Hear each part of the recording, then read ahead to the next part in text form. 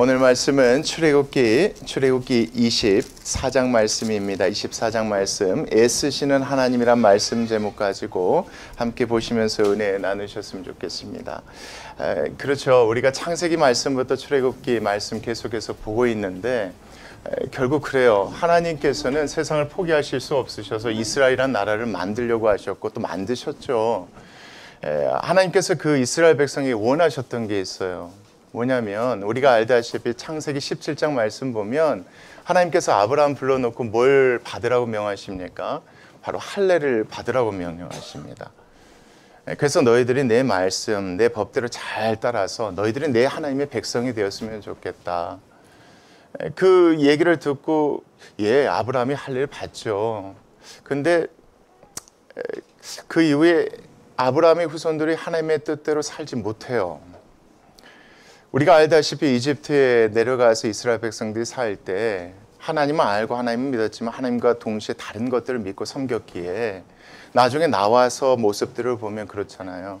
하나님께서 주실 거야, 먹여주실 거야, 마시게 해주실 거야가 아니라 계속 어려움이 닥칠 때마다 뭐합니까? 하나님에 대해서 의심하고 하나님에 대해서 불평하고 원망해요. 그럼에도 불구하고 그들은 뭐 하십니까? 하나님께서 어떻게든 하나님의 백성으로 만들어 가시려고 예를 쓰시잖아요. 예를 쓰셔서요. 오늘 말씀 보면 다시 한번 하나님께서 다시 한번 하나님의 백성으로 너희가 살았으면 좋겠다. 이제부터라도 예전에는 그렇게 살았지만 이제부터라도 내 백성으로 이렇게 살았으면 좋겠다. 라는 그런 마음으로 어떻게 보면 하나님과 계약서를 맺는 것 같은 그런 일들이 일어나는 것이 오늘 24장 말씀이에요. 분명히 짚고 넘어가지만 하나님께서 뭐하지 아니하십니까? 포기하지 아니고 계속 예를 쓰시는 거예요. 아브라함이 약속했지만 그 후손들은 지키지 못했어요. 그럼에도 포기하지 아니하시고 다시 하나님께서 붙드셔서 다시 하나님의 백성으로 사용하시려고 애쓰시는 그 마음들, 그것이 어떻게 보면 열매로 드러나는 것이 오늘 24장 말씀이라고 보시면 될 것 같습니다. 24장 1절 말씀 같이 한번 보시겠습니다. 자, 또 모세에게 이르시됩니다. 또라고 얘기하는 거 보니까 23장, 22장, 21장, 20장의 내용과 다 연결되어졌다고 여러분 보시면 됩니다. 하나님께서 뭘 주셨습니까? 이스라엘 백성들에게 십계명을 주셨고요. 그 삶 가운데 이렇게 살라는 구체적인 하나님께서 규례들을 주셨던 거 여러분 기억하실 겁니다. 그 가운데서 또 모세에게 이르시되 뭐라고 얘기합니까, 여러분? 너는 아론이죠. 모세 형입니다, 여러분. 나중에 아론이 무엇이 됩니까? 대제사장이 되는데 아론과 그의 두 아들입니다, 여러분. 그의 두 아들 나답과 아비후를 같이 오래요, 여러분. 그리고 또 누구도 데려오라고 하는 겁니까? 이스라엘의 장로 몇 명이라고 얘기합니까, 여러분? 70명이라고 얘기합니다. 여기서 나오는 이스라엘 장로는 누구겠습니까? 이스라엘 백성들을 대표하는 리더들이라고 여러분 생각하시면 됩니다. 그러니까 지금 이 말씀 보니까 모세에게 하나님께서 말씀하시는 겁니다. 네 형 아론의 두 아들들, 그 다음에 이스라엘의 장로 70명과 함께 뭐 하랍니까? 자, 여호와께로 올라오래요. 올라오는데 재미있는 얘기가 나옵니다. 어디서 경배하랍니까, 여러분? 멀리 떨어져서 경배하게 하래요. 멀리 떨어져 있게 하래요, 여러분. 여러분, 이 말씀 그냥 읽으면 그랬나 보다 생각할 수 있지만 좀 이상해요. 아니, 그럼 같이 올라오게 하지를 말던가. 왜 같이 올라오게 하셔서 모세만 가까이 오게 하고 이 사람들을 멀리 떨어져게 했을까? 여러분 충분히 생각할 수 있지 않겠습니까? 그 관점에서 2절까지 보시고 얘기하시죠.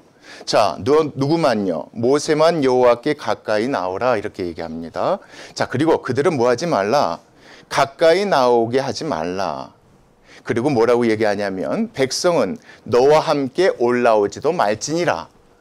아니, 처음부터 그러면 여기 나와 있었던 아론과 두 아들 이스라엘 장로 70명을 백성들과 함께 있으면 되게 할 거 아닙니까?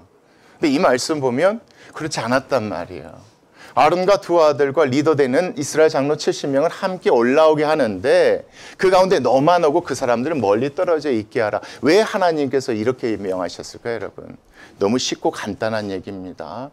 하나님께서 무언가를 말씀을 하시려고 하고 전해주시려고 하는데 뭐가 필요한 겁니까, 여러분? 그렇죠. 제가 봤을 땐 그렇습니다. 앞에서 내용도 그렇습니다. 하나님께서 십계명을 주실 때 모든 백성이 들을 수 있도록 하게 하셔서 주신 이유가 뭐겠습니까? 모세가 전해준 것이 아니라 누가 전해줬다는 것을, 하나님께서 모세를 통해서 전해줬다는 것을 믿게 하시려고 하나님께 하셨던 것처럼 여기 1, 2절 말씀도 그런 관점으로 오시면 좀 쉬우실 것 같습니다. 하나님께서 그렇게 하실 수도 있겠지만 하나님께서 이 사람들을 뭐 삼으시려고요? 나중에 모세가 이 얘기하는 것들의 증인을 삼으시려고 이 70명과 아론과 나답과 아비후라는 사람을 올라오게 하셨다고 해야지 맞습니다. 그럼 하나님께서 왜 굳이 이렇게 하셨겠습니까? 간단하죠, 여러분. 하나님께서 뭘 하셨던 겁니까? 하나님께서 이미 십계명을 얘기하셨을 때 음성으로 듣게 하셨어요. 그렇죠? 그 뒤에 있는 내용들도 하나님께서 분명히 모세를 통해서 전해 주실 것인데 이런 사실을 들었을 때 백성들이 뭐 하지 않을 걸 아셨던 겁니까? 고지곳대로 믿고 받아들이지 않을 걸 아셨던 겁니다. 그래서 하나님께서 이 리더 되는 사람들을 올라오게 하셨던 겁니다. 다만 가까이 오지 않게 하셨죠. 이 사람들 그래서 멀리 봐서 알겠죠. 모세가 누가 대면하는 것을요? 하나님과 대면하는 것을 보게 하시려고 하나님께서 하셨던 겁니다. 여러분 여기서 중요한 겁니다. 그냥 하실 수 있는 일들 굳이 이렇게 하신 이유는 이 가운데 하나님께서 뭐 하고 계시는 겁니까? 쓰고 계시다는 걸 여러분 놓치지 않으셨으면 좋겠습니다. 어떻게든 이스라엘 백성들이 이 말씀대로 이렇게 살아가기를 원했던 겁니다, 여러분. 그래야지 이 23장의 내용 여러분 보시면 알겠죠? 이스라엘 백성들이 하나님의 보호하심을 받고 인도하심을 받아 어느 땅에 들어가게 됩니까? 가나안 땅에 들어가서 그 가운데서 복을 받게 될 거 아닙니까? 복을 받아야 그 백성을 통하여서 모든 사람들이 다 구원받는 그런 역사들이 이루어지게 되는 것이니까 하나님께서 이 일을 이루기 위해서 여기까지도 신경 쓰시고 쓰시는 모습을 우리가 놓치지 않았으면 좋겠습니다. 그냥 하실 수 있는데 그냥 모세만 믿든지 말든지 내버려 둘 수도 있는데 하나님 마음은 그러지 않습니다. 어떻게 해서든지. 그래서 제가 오늘 말씀 제목을 애쓰시는 하나님이라고 표현했습니다. 여러분 그 하나님의 마음을 이 말씀 가운데 고지곳대로 여러분들이 찾아내셔서 은혜 받으셨으면 좋겠습니다. 이렇게 이해를 쓰시는 그 하나님의 모습이 계속 드러납니다. 여러분 3절 말씀 같이 보겠습니다. 자, 모세가 옵니다. 내려온 겁니다, 여러분. 70명의 장로들과 올라가고요. 아론과 두 아들과 함께 올라갔다가 이제 내려온 겁니다. 내려와서 여호와의 모든 말씀입니다. 모든 말씀이라고 한다면 뭐겠습니까, 여러분? 십계명부터 해서 쭉 해서 23장 33절까지 말씀이라고 보시면 될 것 같아요. 이 모든 말씀과 또 그의 모든 율매, 그 안에 있는 자세한 내용들, 규례까지 자, 누구에게 전합니까, 여러분? 백성에게 전한 겁니다. 그러니까 1, 2절을 우리가 그렇게 본 게 맞는 겁니다, 여러분. 같이 올라갔던 사람들은 뭐 삼으시려고 하나님 하셨던 겁니까? 증인들 삼으려고 하셨던 겁니다. 같이 내려와서 전하니까 뭐 혼자 전하는 게 아니니까 누구와 함께 내려와서 전하는 겁니까, 여러분? 장로들 70명과 아론과 두 아들과 함께 전하는 거니까 백성들 입장에서 믿을 수밖에 없겠죠. 혼자 이야기한 게 아니니까. 그렇게 해서 백성에게 전함에 자, 중요합니다. 그들이 어떻게 합니까, 여러분? 한 소리로입니다. 그들이 한 마음으로 응답합니다. 뭐라고 응답하는지 한번 볼게요. 자, 여호와께서 말씀하신 모든 것이라고 얘기합니다. 이게 참 재밌는 겁니다. 모세가 말씀하신 모든 것이 아닙니다. 누가 말씀하신 것이라고 얘기합니까? 그렇죠. 그렇기 때문에 1, 2절 말씀이 중요했던 겁니다. 백성들로 하여금 이것은 모세가 얘기한 것이 아니라 하나님께서 우리에게 하신 말씀이라는 것을 믿게 하시려고 하나님께서 굳이 70명과 함께 아론의 두 아들과 함께 산에 올라오게 하셨던 겁니다. 그들과 대화하지 않으시려면서도 이렇게 하려고 했던 겁니다. 그래서 그들이 한 소리로 응답하이르되 자, 누가 말씀하신 모세가 아니라 여호와께서 우리에게 말씀하신 모든 것을 우리가 뭐 하겠습니다? 우리가 준행하겠습니다. 여러분 이게 진짜 놀라울 일인 거 아십니까? 지금까지 한 번도 이스라엘 백성은 한 목소리로 하나님을 순종했던 적이 없었지 않습니까? 그렇잖아요. 이집트 땅에서 나와서요. 매번 무슨 일이 있을 때마다 갈라졌지 않습니까? 믿는 사람도 있었지만 불평하고 원망하는 사람들이 있었었죠. 그때마다 하나님께서 책망치 아니하시고 어떻게 하셨습니까? 그분들의 믿음을 어떻게 하셨습니까? 기적들을 통해서 자꾸만 믿음을 주셨는데 이와 같은 일이 벌어진 겁니다, 오늘. 여러분 이렇게 보셔야 이 말씀이요 정말 충격적인 겁니다. 한 번도 이런 모습을 지금까지 보여준 적이 없습니다, 이스라엘 백성. 왜 물을 안 주십니까? 왜 먹을 걸 안 주십니까? 또 이번에도 먹을 것이 없어서 굶어 죽게 하려고 이 땅까지 인도했습니까? 마라의 엘림의 그 기적 경험했으면 무리 발서는 믿음으로 한 목소리로 하나님께 고백해야 될 거 아닙니까? 근데 그러지 않았습니다. 그때마다 원망하고 불평했습니다. 하나님 우리에게 고기 줄 수 있습니까? 하나님 매출하게 주실 수 있다는 분 보여주셨죠. 그런 과정들을 통하여서 이제서 이 백성들이 한 마음으로 하나님 이제는 무슨 말이든 우리가 믿게 됐습니다. 그렇게 보셔야 됩니다. 23장은 그런 내용 아닙니까 여러분? 너희들 내 말 잘 듣고 나만 정말 잘 믿으면 가나안 땅에서 어떻게 할 것이다. 생육하고 번성하는 복 누릴 것이다. 어떤 한 사람도 죽지 않도록 내가 보호해 줄 것이다. 예 하나님 이제 비로소 믿게 됩니다.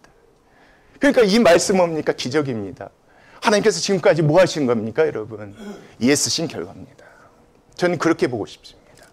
이스라엘 백성이 믿음이 이 정도까지 자랄 정도로 누가 애쓰신 겁니까? 참으셨죠 여러분. 매번 참으셨습니다. 우리에게 참으시듯이 하나님께서 이스라엘 백성에게도 참으셨습니다. 그 참으심이 있었기 때문에 이렇게 고백할 수 있었다는 게 이 말씀을 보면서 저도 참 큰 은혜였습니다. 매번 똑같고 비싼 상황 가운데 하나님께 원망을 하나님 왜요? 또 이번에는 왜요? 이번에 왜요? 근데 나중에 그 가운데 하나님께서 저를 책망하고 우리를 책망하시기보다는 그 상황들을 잘 넘기게 도와주신 은혜 가운데 나중에 고백하는 게 예전에도 그러셨으니까 이번에도 그러실 것이지. 한 마음으로 고백하는 것처럼 이스라엘에게 그런 역사가 일어난 겁니다, 여러분. 그냥 보면 계약했다, 뭐 했겠다 하지만 저는 이 말씀 앞에 내용이 있기 때문에 이게 참으로 감격적인 상황입니다. 야, 하나님이 그때 포기하셨더라면, 너희들은 안 돼 하고 포기하셨더라면, 절대 이런 일이 없었을 거예요. 근데 포기하지 않은 애쓰신 하나님께서 그렇게 하셨기 때문에 이스라엘 백성 가운데 이렇게 동일한 고백이 나온 줄 믿고 확신합니다. 여러분 그 관점에서 4절 말씀도 보십시오. 모세가요 여호와의 모든 말씀을 뭐합니까 이제? 기록합니다. 쉽게 말하면 계약서 쓰는 것처럼요. 어디다 기록한 겁니까 여러분? 두루마기 같은 데 기록합니다. 여러분 그 기록이 지금 전해져서 지금 읽는 성경이 된 겁니다. 이 그때 기록한 내용, 모세가 그때 기록한 내용은 20장부터 23장의 내용이라고 생각하셔도 좋습니다. 그 전의 내용들을 미리 기록했을 수도 있겠죠. 중요한 건 뭐냐면 모세가 하나님께서 하신 말씀, 이스라엘 백성 10계명 직접 들었죠 여러분? 그리고 구체적으로 그 규례에 관한 내용들 모세가 산에 올라가서 받는 것을 누가 봤습니까? 이스라엘 70장로들이 봤습니다. 아론의 두 아들도 다 봤단 말이에요. 이것들을 다 뭐합니까? 다 기록합니다. 다 기록하고요. 이른 아침에 일어나 어떻게 합니까? 산 아래에 제단을 쌓습니다. 이제 하나님과 만나는 자리라고 생각하시면 쉬울 겁니다. 계약을 하려면 계약자들이 와야 될 거 아니겠습니까? 계약자 되신 분이 누구겠습니까? 하나님이라고 생각하시면 됩니다. 그래서요, 자, 산 아래에 제단을 쌓습니다. 산 위가 아니라 산 아래입니다. 왜요? 대표가 누가 되어야 되니까? 모세가 아니라 이스라엘 백성 전체가 되어야 되니까 그렇습니다. 제단을 쌓고 이스라엘 12지파입니다. 12지파대로 12기둥을 이렇게 세웁니다. 이건 어떻게 보면 상징적인 의미입니다. 자, 누구와 누가 계약을 하는 겁니까? 누가 언약을 맺는 겁니까? 이스라엘 백성 12지파와 하나님이 이 시간 언약과 약속을 맺는 겁니다. 자, 그 가운데서 5절입니다. 이스라엘 자손에 누가요? 청년들을 보냅니다. 이때 당시만 해도 여러분 레위인들이 세워져서 이 사람들이 제사를 감당하는 사람들이 아닙니다.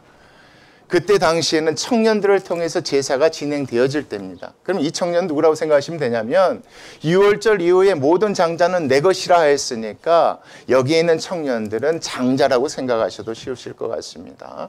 이 청년들을 보내요. 여호와께 어떤 제물을 준비케 하십니까? 소를 준비케 하십니다. 소를 준비케 하고 두 가지 제사를 드립니다. 자, 두 가지 제사를 드리는데 여러분 생각하십시오. 이 상황과 내용을 가지고 이 두 가지 제사의 의미를 생각하시면 쉽습니다. 자, 첫 번째 제사가 뭡니까? 소라는 제물을 다 태워드리는 제사입니다. 번제입니다. 하나도 남기지 않고 다 태워드립니다. 여러분, 이걸 다 태워드릴 때 어떤 마음으로 번제를 드리겠습니까?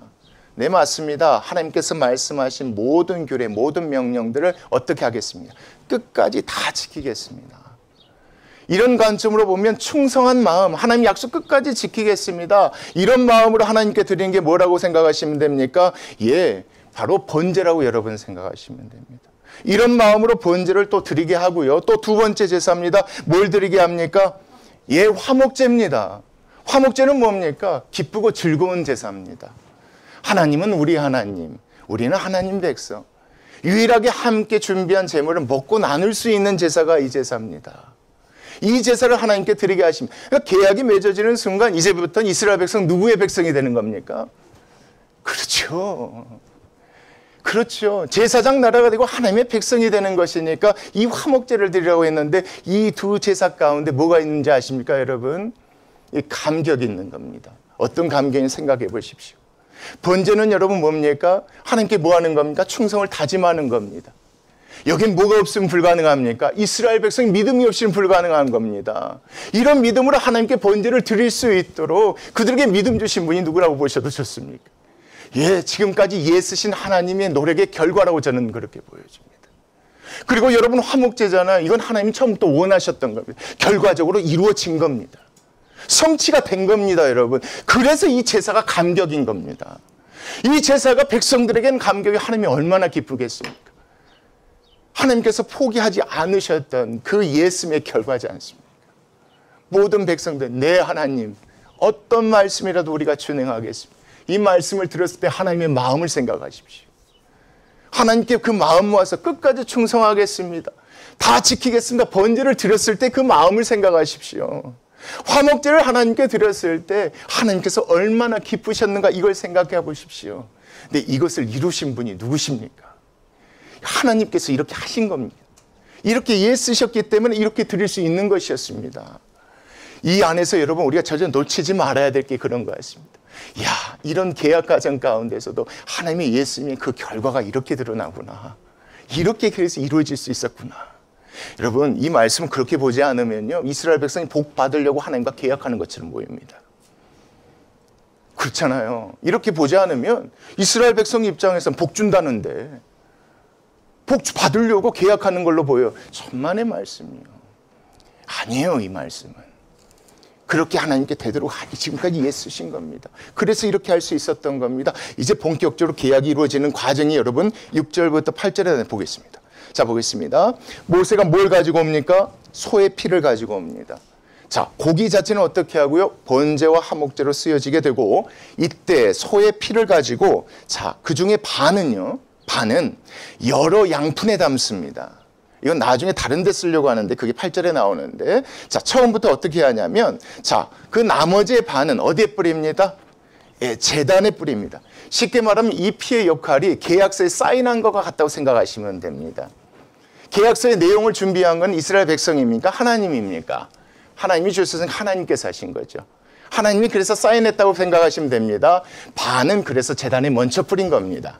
하나님이 먼저 사인하셨다 이렇게 생각하시면 될 것 같습니다. 그리고 나서 그 관점을 여러분 7절 말씀 보십시오.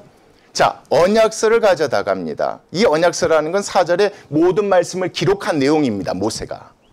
이 언약서를 가져다가 백성에게 이제 들려줍니다. 쉽게 말하면 계약서의 내용을 들려주듯이 말이죠. 다시 들려줍니다. 백성에게 낭독하여 듣게 하니 그들이 이르되 뭐라고 합니까? 여호와의 모든 말씀을 듣고 나섭니다. 이번엔 또 다시 한 말씀으로 이렇게 우리가 뭐 하겠다? 우리가 그렇게 하겠습니다. 그렇게 얘기한 후에 8절 말씀입니다. 자, 모세가 그 피를 가지고 백성에게 뭐 합니까? 나머지 반을 가지고 뿌리는 겁니다. 그러니까 이때 뭐가 이루어진 겁니까, 여러분? 서로 계약이 이루어진, 언약이 이루어지는 겁니다. 피로써 언약이 이루어진 겁니다. 그래서 이르되 이는 여호와께서 이 모든 말씀에 대하여 너희와 세우신 무엇이다? 언약의 피니라. 그래서 다시 한번 피로써요. 이제는 하나님의 백성이 되겠습니다. 하나님이 우리 하나님이 됩니다. 라는 언약이 맺어지는 사건이 이 말씀인데 여러분 이게요. 아까 서두에도 말했듯이 몇 년 전에 있었는지 아십니까, 여러분? 600년 전에도 한 번 있었습니다.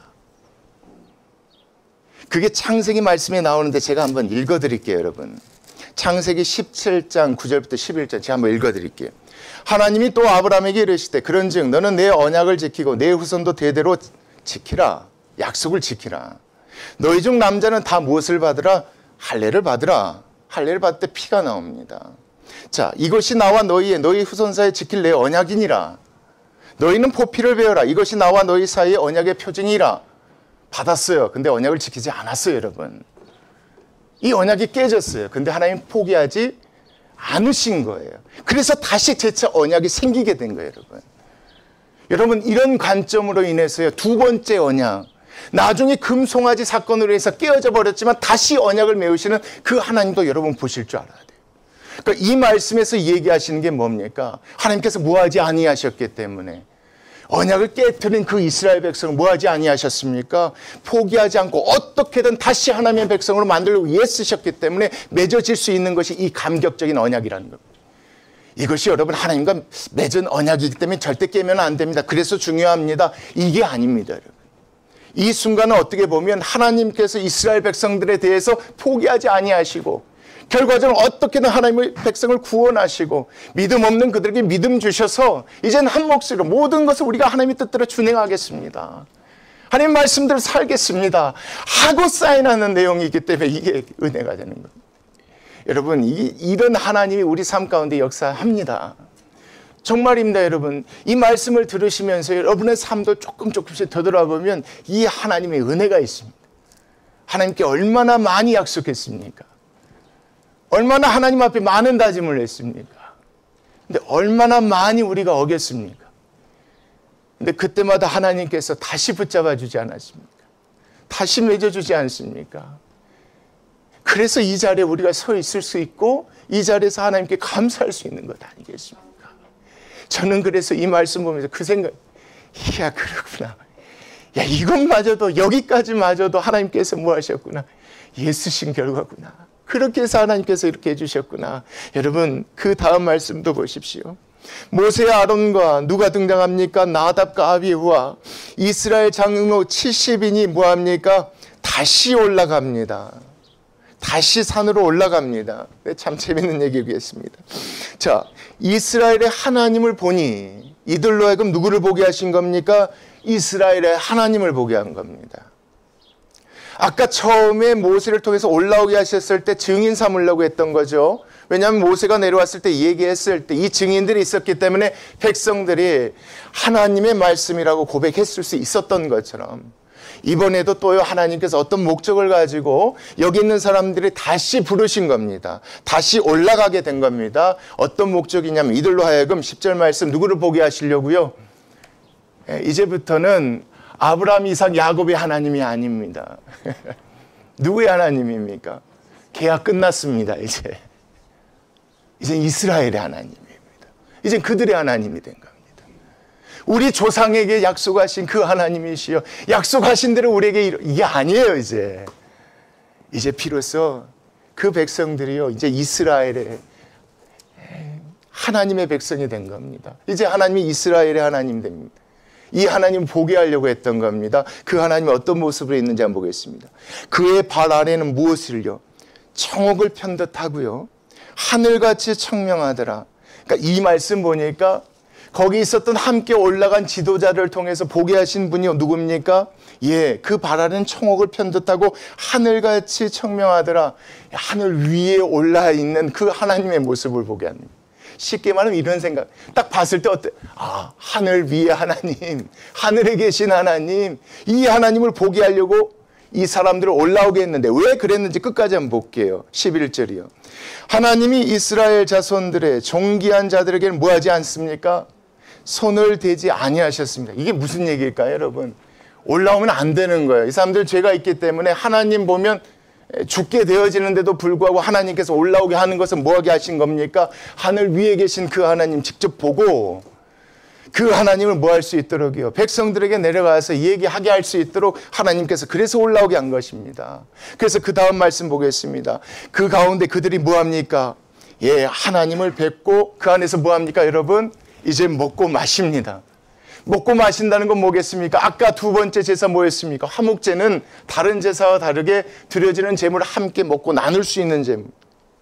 그러니까 이런 것들을 하나님께서 하고 싶으셨던 거예요. 여기 있는 사람들은 지도자들이잖아요. 이스라엘 백성을 대표하는 사람들이에요.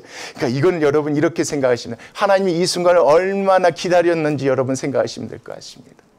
하나님 이걸 하고 싶으셨던 거예요. 그전엔 그렇지 않았던 거예요. 하나님의 말씀대로 살지 아니하니까 구원하셨지만 하나님의 백성을 살지 아니하니까 하나님을 믿지 아니하니까 그런 백성들에게 말씀 주시고 그 말씀들은 너희들이 이제부터 따르겠느냐?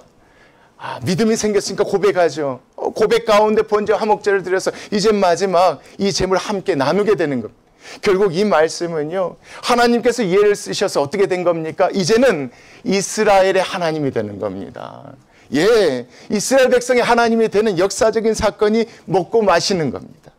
예, 이스라엘 백성을 대표로 해서 이 사람들이 올라서 이렇게 한 것처럼 말이죠. 여러분, 1절부터 11절 말씀 이렇게 생각하시면 됩니다. 여기까지 오기까지입니다. 이스라엘의 하나님이 되기까지 누가 하신 것입니까? 특별히 이 단어를 써서 하나님 마음 쓰신 겁니다. 예 쓰신 겁니다. 예가 쓸개와 간장을 의미하는 한자잖아요, 여러분. 예를 쓰신 겁니다. 속상하셨겠죠. 그냥 내버려 두고 싶으셨겠죠. 원망도 쓰겠죠. 근데 그럴 수가 없었던 겁니다.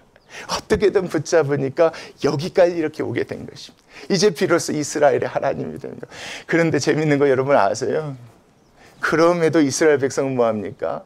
그럼에도 연약하고 완악합니다. 이걸 아셨어요. 이걸 다 아신 거예요. 그래서 여러분 12절 말씀이 중요해요. 이걸 아신 하나님께서 어떻게 하시는지 보겠습니다. 여호와께서 모세에게 이르시되 너는 산에 올라 내게로 와서 거기에 있어라. 내가 그들을 가르치도록 내가 못하겠다. 율법 즉 계명을 친히 기록한 돌판을 내게 줄 것이다. 이미 모세 손에 뭐가 있습니까? 예, 이미 말씀이 있단 말이에요. 손으로 쓴 글이 있단 말이에요. 있잖아요, 여러분. 위에 말씀을 기록한 것이 있으니까. 이 기록만 있어도 되는데 하나님께서 특히 돌판을 써주시겠대요. 뭘 아신 거예요? 사람을 아신 거예요. 이스라엘 백성을 아신 거예요. 나중에 시간이 지나면 그것마저 뭐 할 것을 부인할 걸 아신 거예요. 모세의 얘기하라고 따질 사람이 생기고 날 걸 아신 거예요. 그래서 이 말씀 보면 그렇기 때문에 하나님께서 뭐 하신 겁니까? 내가 친히 기록해서 주겠다고 하신 거예요. 여러분, 이것도 어떤 관점에 보느냐에 따라 다르지만 뭐 하시는 겁니까? 하나님께서 예, 그렇죠. 하나님의 백성이 됐다고 해서 여기서 두지 않습니다. 끝까지 하나님의 백성으로 놓치고 싶지 않으셔서 이렇게 해서 하나님께서 예 쓰시는 모습이 이 말씀이라고 보이는 겁니다. 이 돌판이 있으면 나중에 뭐 할까요, 여러분? 예, 많은 사람들이 부인하고 다른 얘기할 수 없거든요. 어떻게 해서라든 이스라엘 백성은 하나님의 백성 만드시고자 하나님께서 뭐 하시는 예, 돌판을 주겠으니 올라오라고 하시는 내용이 12절. 그러면서 13절 말씀 같이 읽겠습니다. 시작. 모세가 그의 부하 자 누구요? 여호수아와 함께 일어나 모세가 이제 하나님께서 부르신 그 산으로 이제 올라갑니다. 뭘 받으려고 여러분?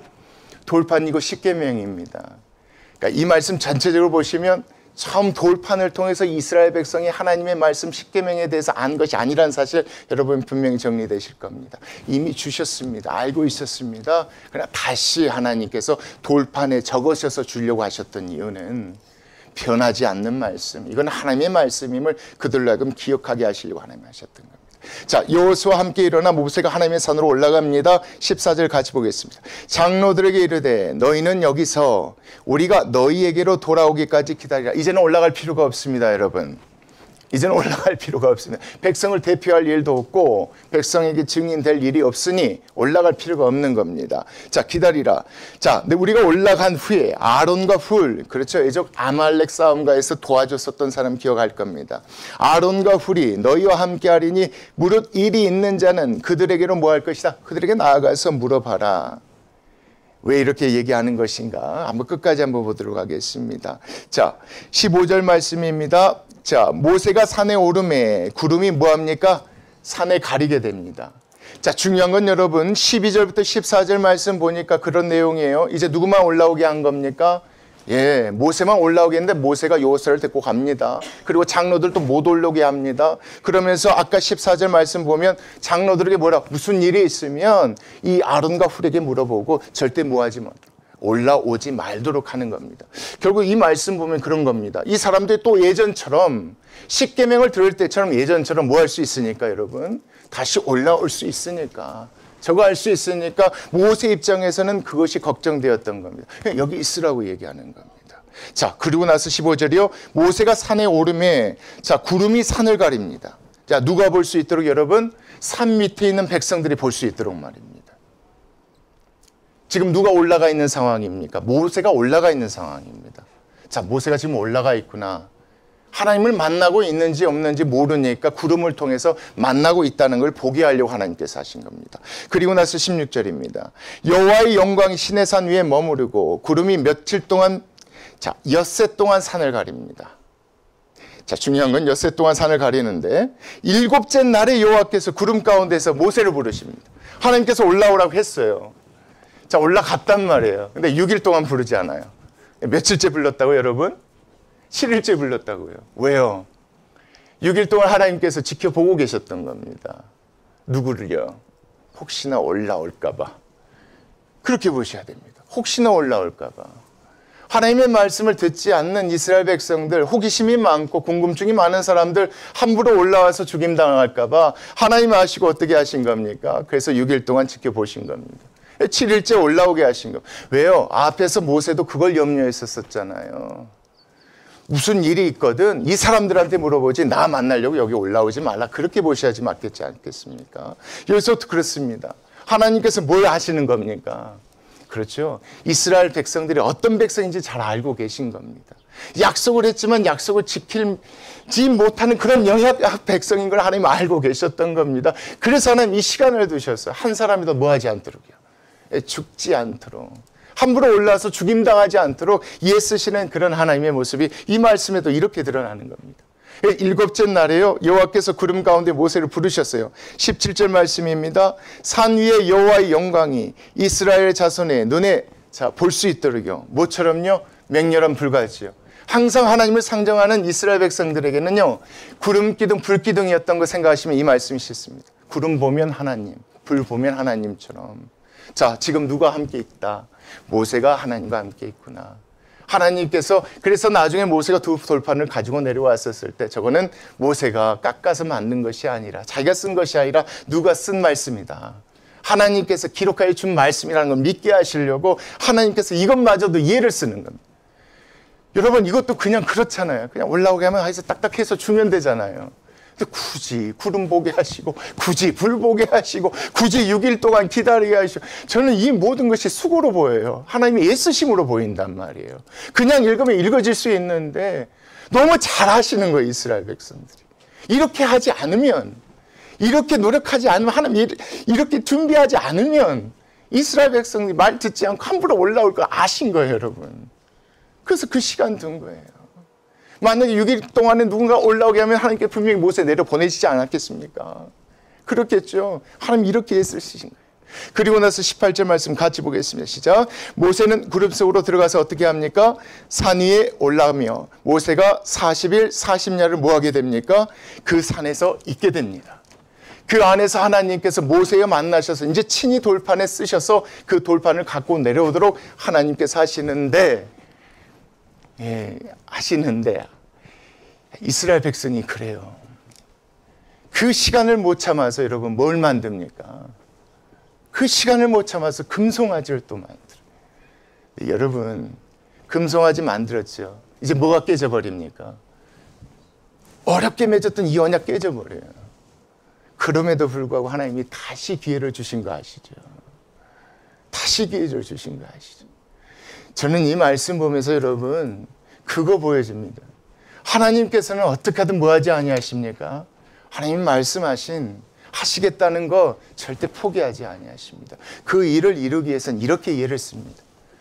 번제와 화목제를 받기 위해서 하나님께서 이스라엘 백성이 하나님이 되기 위해서 얼마나 애쓰셨는지가 이 말씀 가운데 드러나지 않습니다.